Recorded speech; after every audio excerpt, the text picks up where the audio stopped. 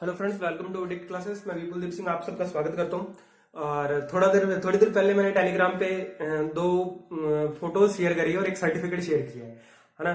वो एक छोटा सा मैंने आप लोगों को प्रूफ दिया है कि ऐसा नहीं है कि मैं आपको मेरी पहले प्रोफाइल बताता उसके बाद में पढ़ाना शुरू करता। वो फिर बात हो जाती है नाम बड़े और दर्शन छोटे, है ना। लेकिन मैं ऐसी चीजें नहीं करता। मैं आपको अभी भी मेरी प्रोफाइल नहीं बता रहा मैं, और इसके पीछे सिर्फ मैंने आपको एक छोटा सा मेरे सीवी का एक छोटा सा पार्ट मैंने आपको सिर्फ टेलीग्राम पे शो किया है। छोटा सा पार्ट है वो, ठीक है जी।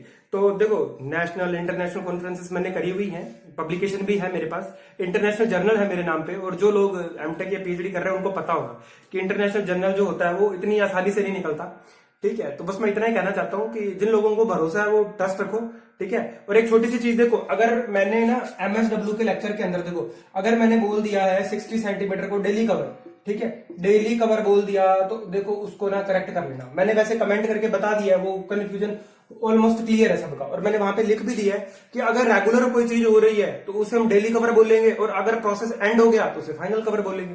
ये तो कॉमन सेंस की बात है ना। इसमें ये चीज नहीं होती कि भाई मैं उस पर लंबा चौड़ा एक, देखो चीज क्या है, ये आपको ना ये क्लासेस ऑनलाइन है। अगर ऑफलाइन क्लासेस होती तो ये सब चीजें नहीं होती हैं, ठीक है। स्पेलिंग की मिस्टेक हो गया, ये सब हो गया, ये नहीं होता है, ठीक है। आज मैं स्पेशल उन बच्चों की रिक्वेस्ट पे जो कई दिनों से परेशान चल रहे हैं कि सर गाउस का अगर न्यूमेरिकल आएगा, गाउसियन डिस्ट्रीब्यूशन का अगर न्यूमेरिकल आएगा तो किस तरीके का आएगा। देखो, न्यूमेरिकल अगर इसका आता है तो बिल्कुल छोटा पार्ट पूछा जाएगा, और अगर छोटा पार्ट नहीं पूछता, लंबा पार्ट पूछता ना, तो उसे डेटा बहुत ज्यादा देना पड़ेगा। देखो, गाउस डिस्ट्रीब्यूशन के अंदर क्या ग्राफ दिए हुए हैं कई, जैसे सिग्मा एक्स का दिया हुआ है, ठीक है, सिग्मा जेड का भी ग्राफ दिया हुआ है। अब अगर वो दो आपको ग्राफ देता है और इनके अंदर क्या, ग्राफ के अंदर कुछ लाइनें खींची हुई है, और ये लाइनें है ना, ये वैल्यूज के साथ है, ऐसे नहीं है। एक तो स्टैक की हाइट आप जानते हो एच के साथ ही बनी होगी इसकी, और एच के साथ ही बनी होगी इसकी। अब होता क्या है, जब ये हाइट के साथ ही ग्राफ बनते हैं ना, तो यहां पर कुछ क्लास डिफाइन करी गई है। जैसे सिविल इंजीनियरिंग वालों ने तो आरसीसी में पढ़ रखा है, सीवियर, वेरी सीवियर, एक्सट्रीम। उसी तरीके से यहां पर भी है। जैसे मैं आपको सपोज दैट मैं बोल दूं कि मॉडरेट, ठीक है जी, मॉडरेट है, कहीं पे मैंने बोल दिया जी सीवियर है, कहीं पे मैंने बोल दिया एक्सट्रीम है।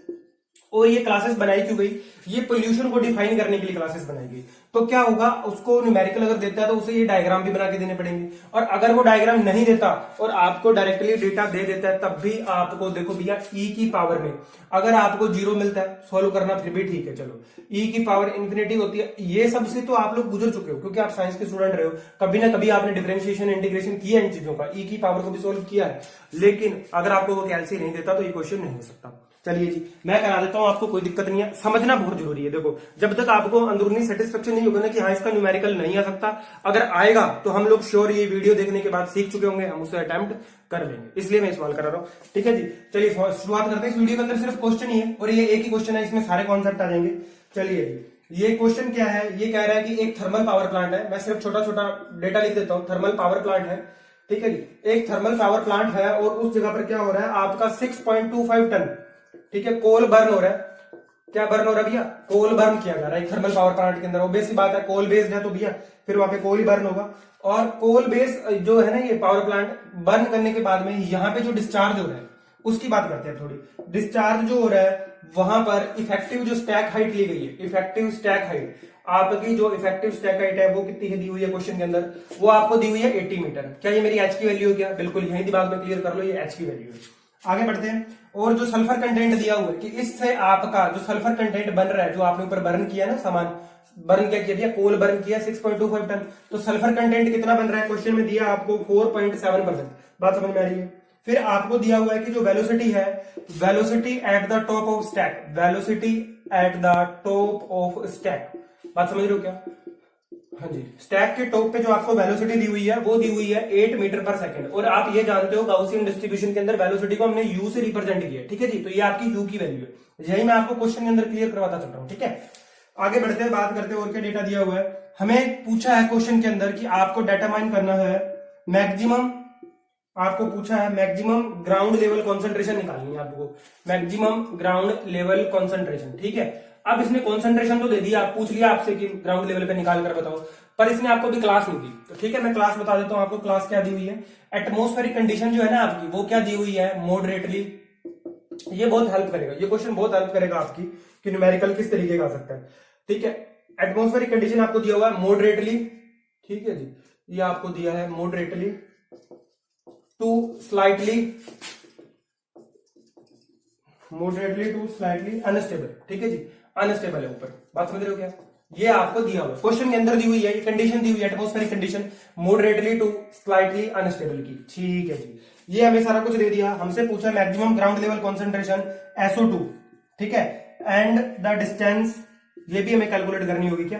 बिल्कुल करनी है जी। And the distance from the stack, है ना, डिस्टेंस भी बतानी है, from the stack at which it occurs, जहां पर ये अकर करेगी मैक्सिमम कॉन्सेंट्रेशन आपकी किसकी? SO2 की, ये आपको निकाल कर बताना है, ठीक है जी। इट अकर्स, बात समझ आ रही है आपको? ये क्वेश्चन है, मैं क्वेश्चन फिर से समझा देता हूं आपको। क्वेश्चन है क्या? क्वेश्चन समझना बहुत जरूरी होता है सॉल्यूशन के लिए। सॉल्यूशन करने से पहले क्वेश्चन समझना बहुत जरूरी है। और अगर एग्जाम में है ना, अगर आपके 2 मिनट लग रहे हैं, लगा देना, पेपर भैया 3 घंटे का है ना, टाइम खुला है अपने पास, अपने को ना टाइम देना है क्वेश्चन को, न्यूमेरिकल को अगर सोल्व कर रहे हो टाइम देना है, पहले समझना उसको कि दिया हुआ क्या है और निकालना क्या है। कई बार हमें समझ में नहीं आता, हम अंधाधुंध मेहनत करने लगते हैं। सपोज दैट आपसे पूछा वेलोसिटी ऑफ फ्लो और आप निकाल रहे हो वहां पर सेटलिंग वेलोसिटी, तो क्वेश्चन क्या होगा भैया? गलत ही होगा ना, सही थोड़ी होगा। ऐसे स्लज वॉल्यूम इंडेक्स क्या है, वहां पर भी आपको उल्टा मेहनत नहीं करनी है, सीधी डायरेक्शन के अंदर मेहनत करनी है, तब ये पेपर आपका आराम से निकल जाएगा। बस यही मार्क खाते हैं लोग। चलिए बात करते हैं क्या दिया हुआ है क्वेश्चन में। थर्मल पावर प्लांट है आपका और कोल बेस्ड है। यहां पर जो कोल बर्न किया जा रहा है वो किया जा रहा है 6.25 टन। डिस्चार्ज जो किया जा रहा है वो एक स्टैक जो है उसकी इफेक्टिव हाइट बताई गई है 80 मीटर आपको दी गई है। चलिए जी, सल्फर कंटेंट जो वो आपका कोल दिया हुआ है उससे कितना बन रहा है भैया? कोई ना कोई तो पॉल्यूटेंट बनेगा ना, तो यहाँ पर पॉल्यूटेंट, सबसे पहले तो आप पॉल्यूटेंट पहचानो कौन सा है। वो आपका है oxides of sulphur, primary pollutant है, और बता दिया आपको कितना निकल रहा है, 4.7% निकल रहा है। अब वेलोसिटी भैया, स्टैक की हाइट, क्या हमने जब गाउसियन डिस्ट्रीब्यूशन पढ़ा था, क्या मैंने बताया था क्या भैया? सेंटर से ली जाती है। और आपको ये भी बताया था मैंने, कंडीशन होती है एक वाई की, sigma Z upon sigma Y, वो आएगी, मैं समझाऊंगा। आप यहाँ पर ये देखो कि वेलोसिटी जो टॉप ऑफ द स्टैक पे दी हुई है, बिल्कुल स्टैक की हाइट पे जो वेलोसिटी दी है वो कितनी है? 8 मीटर पर सेकंड है, ठीक है। और ये वेलोसिटी बनी किससे?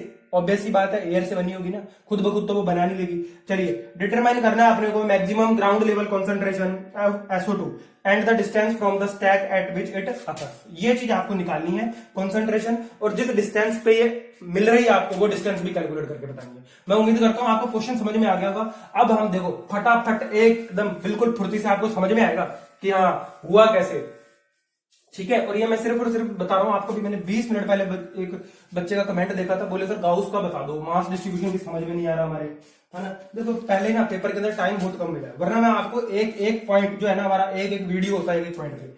चलिए सबसे पहले हम निकालते हैं सॉल्यूशन के अंदर। देखो क्या करना है आपको, इमिशन रेट जो हमें दी हुई है क्वेश्चन के अंदर, इमिशन रेट जो हमें दिया हुआ है वो किसका दिया हुआ भैया? Pollutant SO2। सपोज दैट आपको SO2 की जगह CO2 भी दिया हुआ मिल सकता है, तो इसके लिए ना आपको इसका भी मोलिकुलर वेट पता होना चाहिए, इसका भी पता होना चाहिए। देखो S का पता है ना आपको, SO2 कब बनेगी, मैं यही समझा देता हूं। SO2 गैस बनेगी कब? जब आपका एक मोलिक्यूल S का मतलब सल्फर का, और आपका एक मोलिक्यूल जो है वो किसका होगा? ऑक्सीजन का, है ना। बात समझ रहे हो क्या? क्या ये दोनों के इक्विवेलेंट एक एक मोलिक्यूल मिलकर एक सिंगल मोलिक्यूल बना रहे हैं क्या SO2 का? देखो ना, ये एक और ये एक। भैया अब आप कहोगे सर ऑक्सीजन के तो यहाँ पर 2 अणु हैं। हाँ भैया अणु तो 2 हैं, लेकिन इसको यूनिट, एज ए यूनिट क्या कंसीडर करोगे? 1। एक यूनिट ये, एक यूनिट ये, इन दोनों ने मिलकर एक यूनिट किसकी बनाई? SO2 की। क्या ऐसा कॉन्सेप्ट हम पहले भी समझ चुके हैं क्या? बिल्कुल। अगर आपने कोएगुलेशन का वीडियो नहीं देखा तो वहां पर मैंने एल्यूमिनियम, पता ना आपको, हाइड्रेटेड एल्यूमिनियम सल्फेट की मैंने रिएक्शन करवाई थी वहां पे कैल्शियम हाइड्रोक्साइड के साथ, अल्किलिनिटी के अंदर बताया था मैंने। कोएगुलेशन के अंदर मैंने बताया था कि अल्किलिनिटी कोज करने के लिए आप लाइम और सोडा ऐड करते हो, ये भी बताया मैंने। जब हमने एलम की रिएक्शन करवाई थी, पता ना आपको, बाइकार्बोनेट अल्कलिनिटी के साथ, आ रहा होगा याद? अगर वीडियो देखा है तो देखो, मेरे को इतना याद है तो आपको तो होना ही चाहिए। एक ही दिमाग है आपकी और मेरे पास, एक ही दिमाग है, बस बात है रिवीजन की, ठीक है जी। चलिए ये तो हम समझ में आ गए। सेम ऐसे ही ना आपको देखो, C और जब O2 मिलेगा तभी तो क्या बनेगा भैया? Carbon dioxide.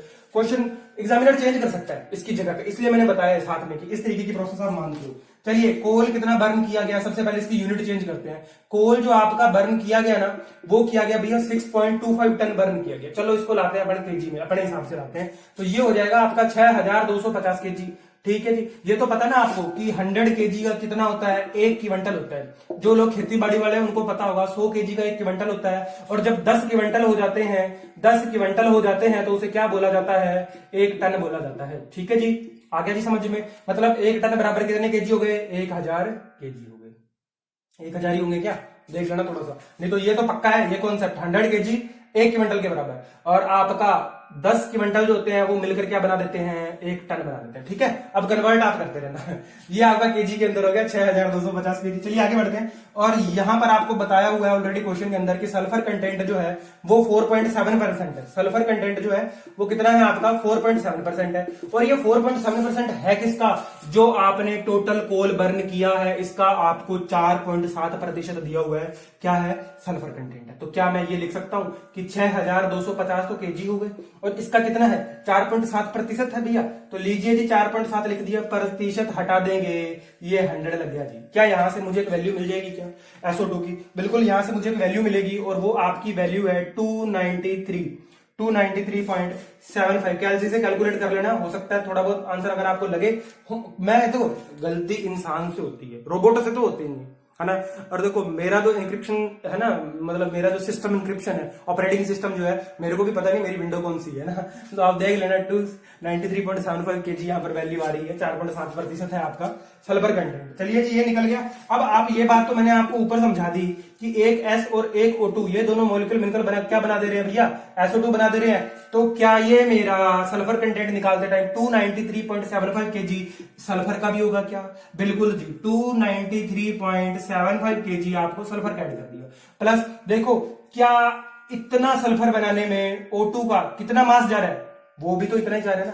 बात समझ में आ रही हो क्या भैया? पूरे के पूरे वजन से ही तो सल्फर कंटेंट निकल कर आ रहा है, और उस सल्फर कंटेंट के अंदर O2 भी तो है। तो भैया O2 का भी तो इतना मास जुड़ेगा ना। दिमाग एक्स्ट्रा नहीं लगाना कि सर मैं क्या 2 से मल्टीप्लाई कर दूं क्या, नहीं, ऐसा दिमाग नहीं लगाना भैया। केमिस्ट्री याद करो 11th-12th का। क्या आपने Cl2 पढ़ा था क्या आपने F2 पढ़ा क्या आपने O2 पढ़ा क्या? मल्टीप्लाई नहीं करना इधर। चलिए जी, बस यही समझाना चाह रहा हूं आपको। ठीक है, एक्स्ट्रा दिमाग नहीं लगाना। 293.75 भी यहां पर जुड़ेगा, क्योंकि क्या O के 2 मॉलिक्यूल मिलकर तब जाकर बना रहे हैं क्या इसका, बात समझ में आ रही है भैया? इसकी यूनिट तो एक ही है ना, ये यूनिट तो एक ही है। O2 तो हमने बोल दिया इसकी मॉलिक्यूलर फेज है भैया, 2 ऑक्सीजन के अणु मिलकर यहाँ पर S के साथ क्या कर रहे हैं, कंट्रीब्यूट कर रहे हैं, तब जाके SO2 बन रहे हैं। लेकिन यूनिट ये भी एक है और यूनिट ये भी एक है, और यहाँ पर यूनिट का वेट जुड़ेगा। बात समझ में आ रही है आपको? 293.75 इसको आप ऐड कर देंगे, और ये आपका आ जाएगा दोनों का मिलकर कितना आ रहा है भैया? ये आ रहा है 587.5 केजी। ठीक है जी। देखो अब ना एक एस के घर के अंदर ये भी चीज दी हुई है कि सल्फर का जो आप जानते हो 32 होता है ना। ऐसे ही अगर आप ऑक्सीजन का निकालोगे तो ऑक्सीजन का कितना हो गया, 16 × 2, ये भी कितना हो गया 32। तो मतलब 32 और 32 दोनों का सेम हो गया। ठीक है, अब कहोगे सर आप लोग कार्बन मोनोऑक्साइड इसका CO2 का निकाल दो। ये लो जी, ये 12 हो गए, प्लस ये कितने होते हैं, 16 दूना 32। अब तो भैया अलग अलग हो गया ना, 12 + 32, अब तो अलग अलग हो गया।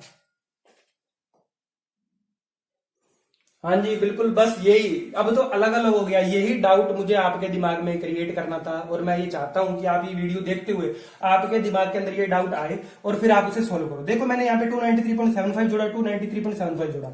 मैंने बोला कि ये दोनों एक एक यूनिट है, लेकिन ये दोनों एक एक यूनिट हुए कैसे? जब आपको इनका मोलिकुलर मास पता। भैया इधर कितना था 32 और इधर कितना हो रहा है 16 × 2 32, दोनों 32 है, मतलब दोनों का मोलिकुलर मास क्या है, सेम है। दोनों की एक एक यूनिट मिलकर ही अगली एक यूनिट बना रही है। लेकिन जब हम एग्जांपल ले लेंगे कार्बन मोनोऑक्साइड का, उस कंडीशन में देखो कार्बन का तो कितना है 12, इसकी एक यूनिट कितने के बराबर थी 12 के, और ऑक्सीजन की एक यूनिट कितने के बराबर हो रही है यहाँ पर 32। भैया एक की यूनिट तो कितनी है, कंट्रीब्यूशन दे रही है 32 का, मतलब मान लो इतने का दे रही है एक यूनिट 32 का, और एक दे रही है 12 का, तो दोनों का फर्क है ना, बिल्कुल दोनों का फर्क है। अब जितना फर्क होगा उसके हिसाब से आप गुणा भाग कर निकालेंगे। अगर इसका प्रतिशत निकाल रहे हैं कार्बन का, ठीक है, तो इसके परसेंटेज में इसको कन्वर्ट कर लेंगे, वरना इससे इधर चले जाओ, जिधर भी आपकी इच्छा करे। कार्बन मोनोऑक्साइड है या कार्बन मोनोऑक्साइड को भी वैसे चेंज कर लो। ठीक है, समझ में आ रहा है? यहां पर दोनों का एक एक यूनिट हुआ कैसे? ठीक है, एक एक यूनिट हुआ कैसे? क्योंकि दोनों का मोलिकुलर मास सेम था, सल्फर का 32 था और इधर O2 का भी कितना है 32। एक एक अणु का प्रॉपर क्या है यहाँ पर योगदान है दोनों के। ठीक है, इसलिए हमने इनको ऐड करके ये लिख दिया। बात समझ में आ रहा है? जब ऐसा एग्जांपल आएगा तब आपको करना पड़ेगा कि कार्बन डाइऑक्साइड जो आपकी कार्बन है ओनली, इसका एक मॉलिक्यूल कितना रखता है 12, और ऑक्सीजन का कितना रख रहा है 32, मतलब इसके 12 बनाने के लिए ऑक्सीजन के 32 चाहिए। समझ रहे हो? परसेंटेज में कन्वर्ट करके मल्टीप्लाई करके फिर जोड़ना है, वैसा करना पड़ेगा। चलिए जी आगे बढ़ते हैं। ये आपको बात समझ में आई, और ये जो आपने यूनिट निकाली है ये आपकी क्या है, kg/r। ठीक है, कैसे आई देखो, ये आपने किसमें कैलकुलेट किया, केजी में, और जो आपका मोलिकुलर मास है ये इतना जो है ना, इतना ये टोटल का टोटल। एक बात बताओ मुझे, इतने किलोग्राम तो आपने मास निकाल लिया कि हाँ सर इतना मास जो है हमारा हो रहा है, लेकिन ये कैसे हो रहा है ना। रेट SO2 की रेट जो है आपको स्टैंडर्ड रेट वो क्या लेनी होगी कि वो यहाँ पर कितनी लेनी है आपको, पर आवर लेनी है।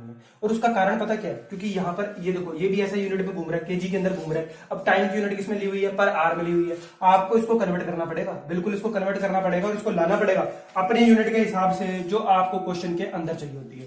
चलिए, क्या हम जानते हैं कि अगर हमें इमिशन रेट दिया हुआ है, इमिशन रेट ऑफ SO2 आपको कितना दिया हुआ है भैया, ये दिया हो, अगर आपको निकालना हो किसमें, आपको दिया हुआ है कितना मास है 587.5 kg पर आर दी हुई है। चलिए जी, ये हमें SO2 में निकालना है और मैंने कहा कि मैं इसे निकालना चाहता हूं ग्राम पर सेकंड में। क्यों ग्राम पर सेकंड में क्यों निकालना चाहता हूं, क्योंकि आपके गाउसियन डिस्ट्रीब्यूशन के अंदर, भैया गाउसियन डिस्ट्रीब्यूशन के अंदर जो आपने फॉर्मूले में यूनिट लिखी थी, अगर आप भूल गए हो तो मैं आपकी रिवाइज करवा देता हूं। क्या आपने ग्राम पर सेकंड लिखी थी क्या, बिल्कुल जी, इमिशन रेट हमने ग्राम पर सेकंड के अंदर लिखा था। याद आ रहा है क्या आपको, आ रहा है तो अच्छी बात है, नहीं आ रहा तो मैं आपको बता देता हूं।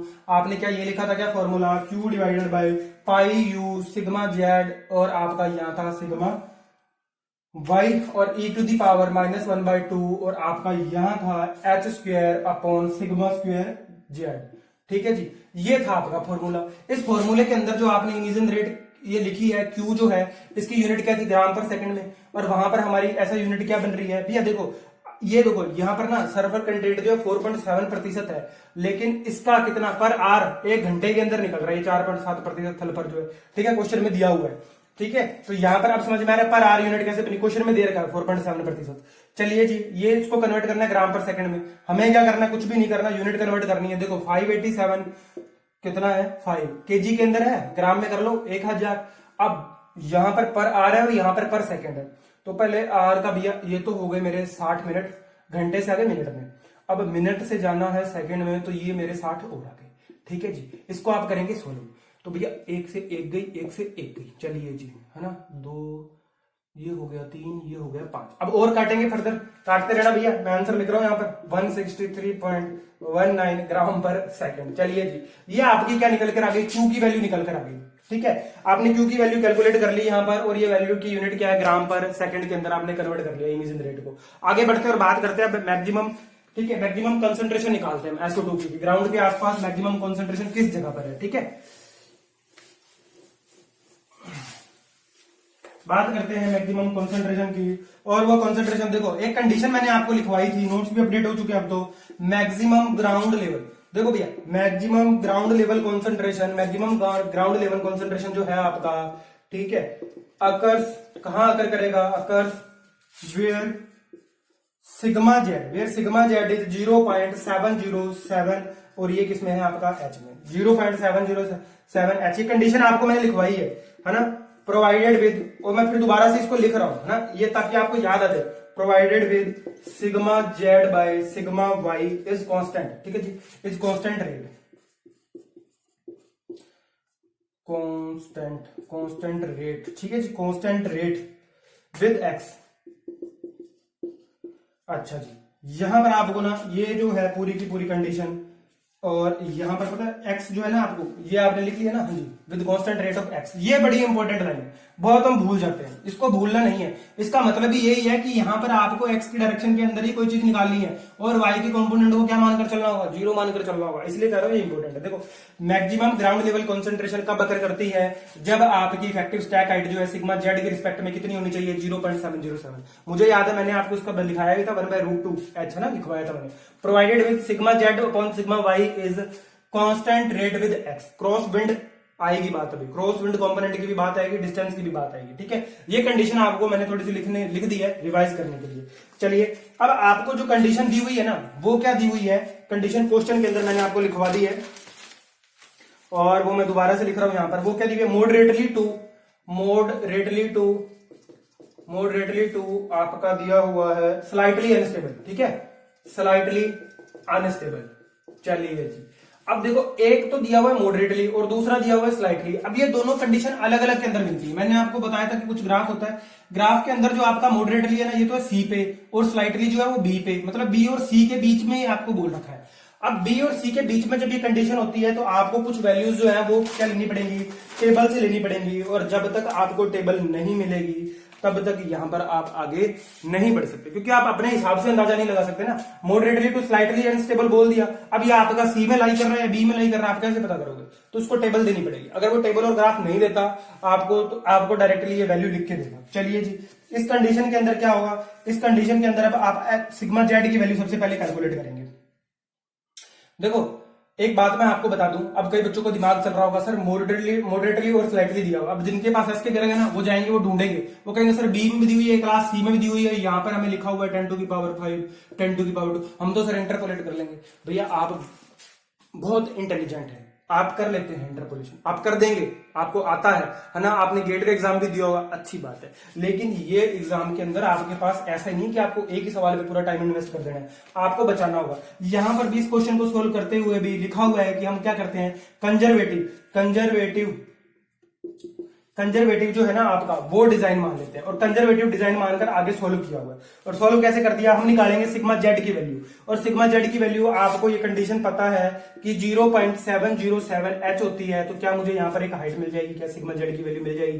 क्या मुझे अगर सिग्मा जेड मिल जाएगा तो क्या मैं एच की वैल्यू, देखो अब देखते चलो आगे क्या होगा। यहाँ पर पुट करते हैं हम सबसे पहले 0.707 मल्टीप्लाई बाय एच की वैल्यू मैंने आपको लिखा है, स्टैक हाइट कितनी है, इफेक्टिव स्टैक हाइट आपकी 80 मीटर, 80 मीटर को मैंने यहाँ पर मल्टीप्लाई कर दिया। देखिए ये वैल्यू कितनी आ रही है, ये आ रही है आपकी 56.6 मीटर। ठीक है जी, यहां तक समझ में आई बात। हमने कंडीशन जो है, हमें पता है गाउसियन डिस्ट्रीब्यूशन से कि मैक्सिमम ग्राउंड लेवल कंसंट्रेशन कब अकर करता है, जब सिग्मा जेड जो है 0.707 एच होता है। और आपका ये किस कंडीशन का प्रोवाइड कराया जाता है, जब sigma Z upon sigma Y is constant rate with X. X की कंपोनेंट का क्या है, sigma Z upon sigma Y क्या है, लिया गया है। ठीक है, एक्स के साथ एक्स कांस्टेंट है, किसके साथ, उसके साथ, sigma Z upon sigma Y का। कंजर्वेटिव डिजाइन के लिए मान लिया सिग्मा जेड इक्वल टू, हमने निकाल दिया 0.707 एच यहां पर, और ये हमें हाइट मिल गई। चलिए आगे बढ़ते हैं, मैं बोर्ड साफ कर रहा हूं, ये नीचे 56.6 लिख रहा है, अगर आपको नहीं दिख रहा ना मैं ऊपर लिख देता हूं। ये वैल्यू जो है ना 0.707 मल्टीप्लाई बाय 80, ये कितनी आई है, ये आपकी आई है 56.6 मीटर। ठीक है जी, ये मैंने ऊपर लिख दिया। चलिए मैं बोर्ड साफ कर रहा हूं और हम आगे बढ़ते हैं ना कि आगे क्या काम कर रहा है। देखो एक कंडीशन तो आपको याद रखनी पड़ेगी कि आपका sigma Z upon sigma Y जो है वो एक्स की किस डिस्टेंस के लिए आपका कांस्टेंट है, ये आपको भैया समझना पड़ेगा और निकालनी भी पड़ेगी। अब देखो यहां पर ना खेल शुरू हो जाता है, और वो खेल कैसे शुरू हो जाता है, आपको एक ग्राफ दिया हुआ है, ठीक है, और एक ग्राफ जो है ये इधर तो आपको बताया हुआ है एक्स की डिस्टेंस, मैं लिख रहा हूं यहाँ पर हिंदी में लिख देता हूं, यहां पर एक्स की डिस्टेंस दी हुई है कि आपको एक्स डायरेक्शन के अंदर कितनी डिस्टेंस है, और इस डायरेक्शन में क्या दिया हुआ आपको, सिग्मा जेड की वैल्यू दी हुई है, और यहां पर लाइनें खींची हुई हैं कुछ, और ये लाइनें जो है ये किस हिसाब से खींची हुई है, ये क्लास के हिसाब से खींची हुई है। ठीक है, class C, class B, class A, class D, आपका कई सारी क्लास बनाई हुई है। वही मैंने आपको बताया, सीवियर, वेरी सीवियर, एक्सट्रीमली, कुछ भी बोल दो आप, माइल्ड, मॉडरेट, ठीक है, सब बोल दो यहां पर। अब इसको ये ग्राफ जो है ना आपका सिग्मा जेड और एक्स की डिस्टेंस कैलकुलेट करने के लिए सबसे पहले आपको क्लास पता होनी चाहिए। हमारा कहां लाई कर रहा है, बी से सी के बीच में लाई कर रहा है, और हमने क्या मान लिया कंजर्वेटिव डिजाइन के लिए कि आपकी क्लास क्या है, सी है। जब आपने क्लास सी ली तो एक्स की मैं आपको वो डिस्टेंस बताता हूं जहां पर आपका sigma Z by sigma Y क्या है, कांस्टेंट। ठीक है, ये ऐसे निकलता है। अब देख लो थोड़ा सा कठिन चीज है, इसलिए मैं बोल रहा हूं कि ये न्यूमेरिकल पूछना इतना इजी एग्जामिनर को भी नहीं है कि वो डाल दे, पर अगर डाल दे तो आपको पता होना चाहिए कि भैया sigma Z upon sigma Y की जो वैल्यू है, जहां पर आपकी एक्स डिस्टेंस मुझे निकालनी है, ये कब कांस्टेंट है, जब एक्स की डिस्टेंस आपकी कितनी हो, तो यहां पर एक्स की डिस्टेंस आपकी 850 मीटर।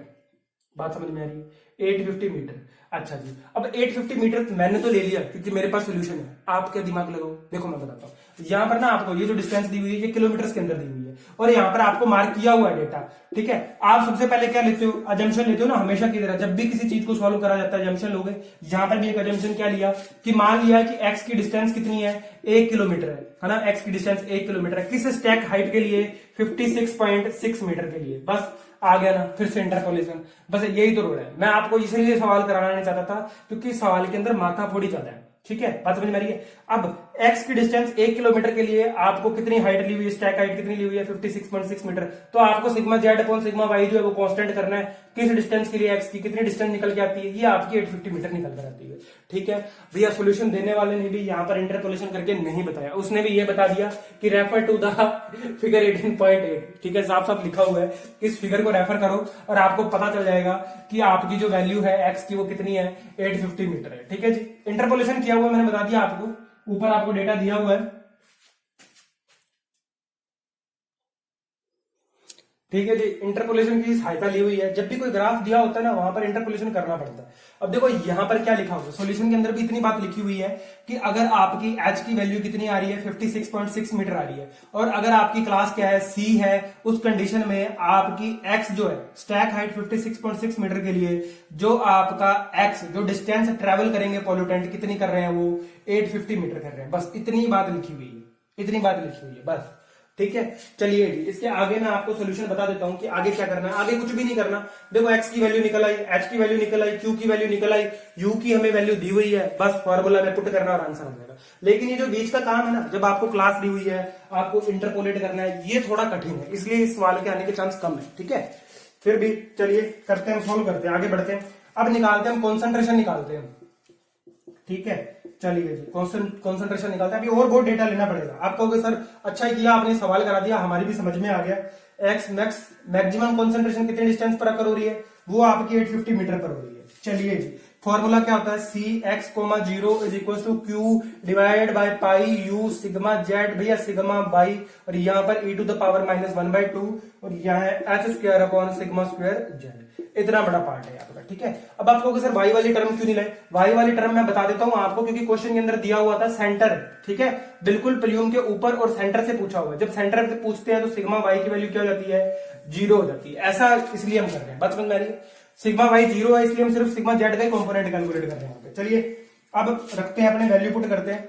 जब आपकी देखो x की वैल्यू क्या है, 850 मीटर है, इस कंडीशन में आपको क्या करना पड़ेगा, यहां पर सिग्मा y की वैल्यू जो है वो पुट करनी पड़ेगी। ठीक है जी, अब देखो क्वेश्चन के अंदर उसने ये तो बोल दिया कि भैया बिल्कुल टॉप ऑफ द आप कहां लेंगे, स्टैक लेंगे, लेकिन सेंटर के अंदर नहीं बोला, इसलिए आपकी सिग्मा y की वैल्यू 0 नहीं है। ठीक है, अभी मैंने इससे पहले बोल दिया कि सिग्मा y की वैल्यू 0, तो सिग्मा y की वैल्यू 0 लेंगे। क्यों, क्योंकि मैंने भी क्वेश्चन पढ़ा है। ठीक है, क्वेश्चन के अंदर क्या दिया हुआ है, क्वेश्चन के अंदर दिया हुआ है सिर्फ आपकी टॉप ऑफ द स्टैक पूछा हुआ है, सेंटर पे नहीं पूछा हुआ। चलिए जी, सेंटर पे पूछा था y की वैल्यू 0 लेते। अब आपकी क्लास सी के लिए देखो हर चीज ना डायग्राम में दी हुई है, इसलिए नहीं करवा रहा मैं आपको, क्योंकि यहाँ पर कंफ्यूजन बहुत क्रिएट होती है। देखो क्लास सी, फिर से फिगर में जाओ, वहां पर ढूंढने जाओ अब सिग्मा वाई की वैल्यू। पहले हम एक ग्राफ के अंदर ढूंढ कर आए सिग्मा जेड की वैल्यू, अब आप सिग्मा वाई की वैल्यू ढूंढने जाओगे। ठीक है, तो मैं डायरेक्टली ले रहा हूं, यहाँ पर क्वेश्चन में भी डायरेक्टली ली हुई है, बस लिखा हुआ है कि रेफर टू द फिगर 18.7 और 18.8। सिग्मा वाई की वैल्यू आपकी कितनी है, 88 है। ठीक है जी, और x की वैल्यू आपको पता है किस हाइट पे निकालना है, किस लेंथ पे, किस डिस्टेंस पे जा रहे हैं हम, 850 मीटर के डिस्टेंस पे। ठीक है, अब वैल्यू पुट करनी है और कुछ भी नहीं करना, तो आप निकालेंगे सी मैक्स, मैक्सिमम कॉन्सेंट्रेशन निकालनी है आपको। क्यू की वैल्यू 163.19 हम पहले निकाल चुके हैं, ग्राम पर सेकंड में कन्वर्ट किया था हमने केजी पर आर से। चलिए जी, पाई की वैल्यू मैंने 3.14 पुट कर दी यहाँ पर, और आपको यू की वैल्यू 8 मीटर पर सेकंड पीछे दी हुई है। ठीक है, 8 मीटर पर सेकंड दी हुई है, 8 दे दिया। चलिए जी, 56.6 आपकी क्या है, सिग्मा जेड की वैल्यू है। ठीक है, और सिग्मा वाई की वैल्यू फिगर से लेके आए हैं क्लास सी फिगर के लिए। जब आप सिग्मा वाई इधर क्या है डायरेक्शन एक्स की, और यहाँ पर क्या है सिग्मा वाई, ये भी एक ग्राफ है। ठीक है, और इससे पहले वाला जो ग्राफ की मदद ली हमने, उसमें भी एक्स की डिस्टेंस इधर दी हुई है, और यहाँ क्या दिया हुआ है, सिग्मा जेड दिया हुआ है। दो ग्राफ बने हुए हैं, दोनों की फोटो ना मैं आपको टेलीग्राम ग्रुप पे भी शेयर कर देता हूँ, ताकि आप पहले वो देख लो, बाद में वीडियो देखो। ठीक है, आपको कंफ्यूजन कम क्रिएट हो। चलिए यहाँ पर वैल्यू पुट कर दी सिग्मा वाई की। अब जब सारी वैल्यू पुट कर ही दी जाएंगी तो ऑब्वियस सी बात है कि यहाँ पर जो कॉन्सेंट्रेशन होगी ग्राम पर मीटर क्यूब में मिलती है हमें, और यहाँ पर भी मिल जाएगी, और ये आपकी कितनी निकल कर आएगी, 4.8 मल्टीप्लाई बाय 10⁻⁴ ग्राम पर मीटर क्यूब। अब ग्राम पर मीटर क्यूब है, इसे माइक्रोन, इसकी आपको माइक्रोग्राम पर मीटर क्यूब में बदलेंगे हम तो कितना आ जाएगा, ये 480 माइक्रोग्राम पर मीटर क्यूब। ठीक है जी, ये आपका कंप्लीट क्वेश्चन है, और इस एक क्वेश्चन को करने के लिए आपको बहुत सारे जो है ग्राफ की हेल्प लेनी पड़ी, अजम्पशंस मानने पड़े। इससे आपको समझ में आ गया होगा कि ऑब्वियस सी बात है, अगर ऐसा न्यूमेरिकल पेपर के अंदर आता है तो ये देखो एक ना कन्वेंशनल पेपर का क्वेश्चन है, ऑब्जेक्टिव पेपर का क्वेश्चन नहीं है। और अगर वो देगा तो बस इतना सा आपको सिग्मा जेड सिग्मा वाई की वैल्यू दे देगा, क्यू को आपको कन्वर्ट करना पड़ेगा, बस इतना सा दे सकता है, पाई और यू की भी वैल्यू, मतलब आपको वैल्यू देगा और क्वेश्चन के अंदर डायरेक्टली आपको क्या करना होगा, पुट करनी होगी फॉर्मूले में, तब तो ये न्यूमेरिकल हो सकता है, अदरवाइज ये न्यूमेरिकल नहीं हो सकता, क्योंकि ये कन्वेंशनल क्वेश्चन बनता है, ऑब्जेक्टिव क्वेश्चन है, पूरा का पूरा नहीं बनता। ठीक है जी, मैं अपने शब्दों को यहीं विराम देता हूं, धन्यवाद।